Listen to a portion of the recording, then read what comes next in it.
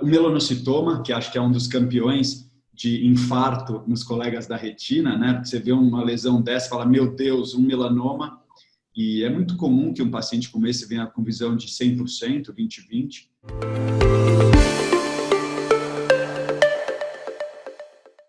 Então, mais uma imagem de ressonância só para deixar isso claro.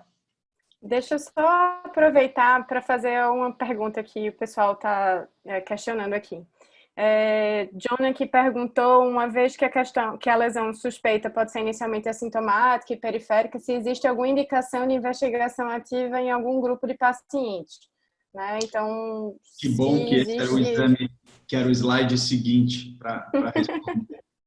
Excelente pergunta.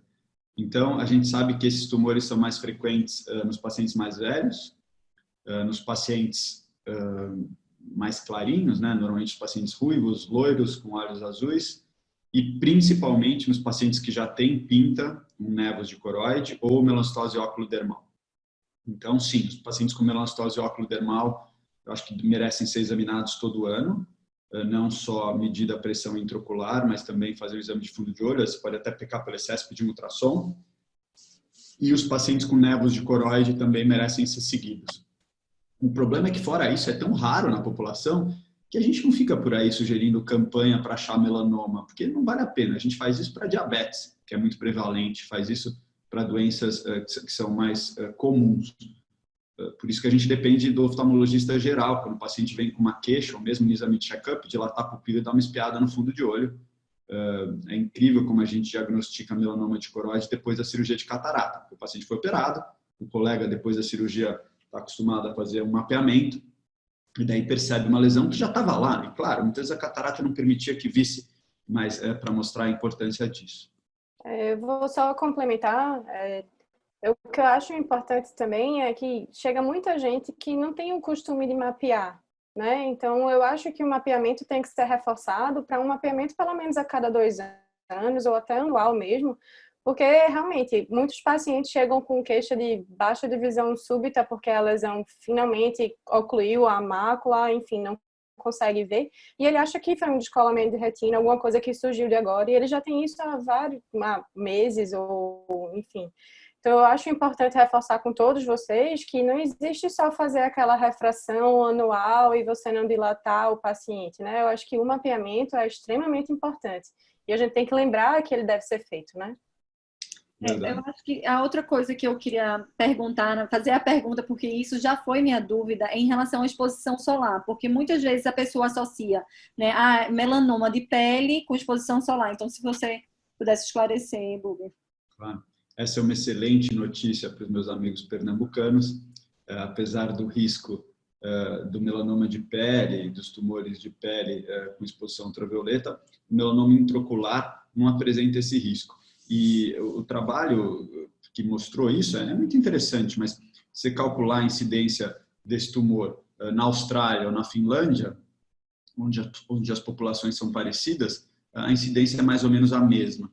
E, claro, na Austrália a gente tem muito mais sol do que na Finlândia, e o câncer de pele, o melanoma na Austrália, acho que é mais do que 400 vezes mais comum.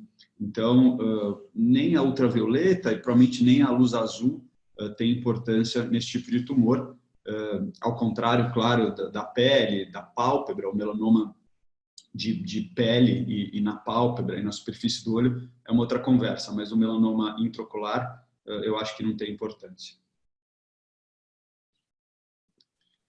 Só rapidamente a gente vê algumas imagens dos diagnósticos diferenciais. O hemangioma circunscrito de coroide, vocês veem aqui por que a gente não faz diagnóstico nesses casos e muitas vezes se não tiver queixa, porque é um tumor laranja que é muito parecido no fundo do olho. Esse tumor está na região aí superior da mácula até a arcada.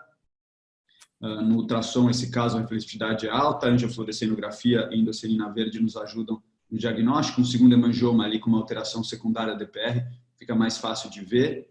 O melanocitoma, que acho que é um dos campeões de infarto nos colegas da retina, né? Porque você vê uma lesão dessa e fala, meu Deus, um melanoma. E é muito comum que um paciente como esse venha com visão de 100%, 20/20. E a gente já pegou alguns casos com indicação de enucleação ou bracterapia, e nesse caso a gente só acompanha, tem um risco estimado talvez de 1% disso virar melanoma. Eu nunca vi, não acredito. Eu vi o Jerry Shields falando que não acredita também, o que é uma opinião muito mais importante que a minha. Então a gente só acompanha. Vocês veem aqui um outro melanostoma, muito pigmentado, bem em cima do disco. Vocês veem com pigmento pré-retiniano, intra-retiniano, subretiniano, é diferente do melanoma. Uma outra foto linda aqui, um paciente que acompanha comigo há muitos anos, essa lesão feia no fundo de olho, mas visão de 100%, esse paciente ainda tem o olho único com essa lesão, se Deus quiser isso nunca vai piorar.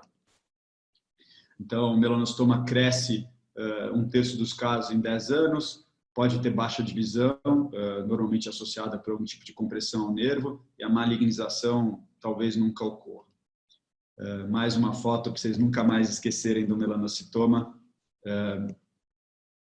Mais 2 fotos para nunca mais esquecer do melanocitoma. O OCT, nesses casos, é bem característico, tem um bloqueio total da luz. Você vê que é um OCT lindo, mas totalmente desnecessário. E agora vamos rapidamente falar do tratamento. Quando a gente faz o diagnóstico do melanoma, a gente tem que tratar o tumor local, mas a gente está, na verdade, salvando a vida desse paciente, diminuindo o risco dele evoluir para a doença metastática, que infelizmente não tem um tratamento. Doutor Marcelinho se junta a nós. Como vai, Marcelinho? Bem-vindo. O mestre dos pterígios e cataratas, agora ouvindo de uma coisa mais útil. Então, no momento de diagnóstico do melanoma de coroide, a gente faz um estadiamento do paciente. Isso pode ser feito, como a Cecília comentou, de diferentes maneiras. A gente trabalha com o Dr. Rodrigo Munhoz, aqui em São Paulo, que é um super oncologista, super especializado em melanoma. E às vezes ele faz uso de ressonância nuclear magnética, de PET-CT, mas eu acho que, de maneira geral, a gente precisa garantir que seja um tumor primário, então a gente faz um estadiamento em busca de um tumor primário e pensando que o olho pode ser uma metástase, então uma tomografia de tórax, abdômen e pelve basta, ou pelo menos um raio-x de tórax e um ultrassom de abdômen. A gente sabe que o órgão principal para a doença metastática é o fígado e depois o pulmão, né? Então, a gente vai rapidamente falar da American Joint Committee on Cancer, a gente fala AJCC, a classificação deles permite classificar os tumores, é muito utilizado no resto da oncologia.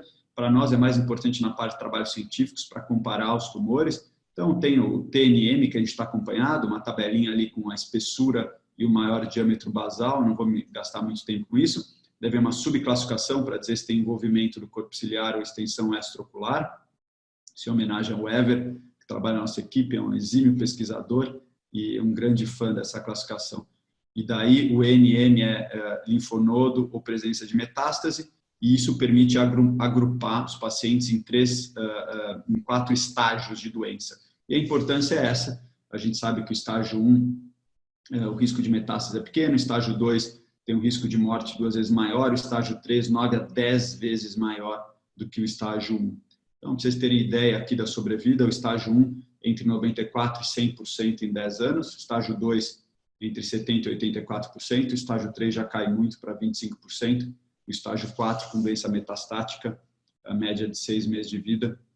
Então, a importância de classificar esses pacientes. Os minutos finais, a biópsia, a gente hoje em dia faz biópsia para estabelecer o prognóstico. É raríssimo, eu tenho um caso no consultório de uma biópsia que a gente fez com o objetivo de estabelecer o diagnóstico. Então, essa é uma biópsia prognóstica realizada pelo professor Aroncinho, uma paciente minha que resolveu tratar nos Estados Unidos. Ele entra com uma agulha, toca o tumor, retira algumas células que é enviada para um teste genético, então não é uma avaliação histológica ou citológica, mas sim uma avaliação genética.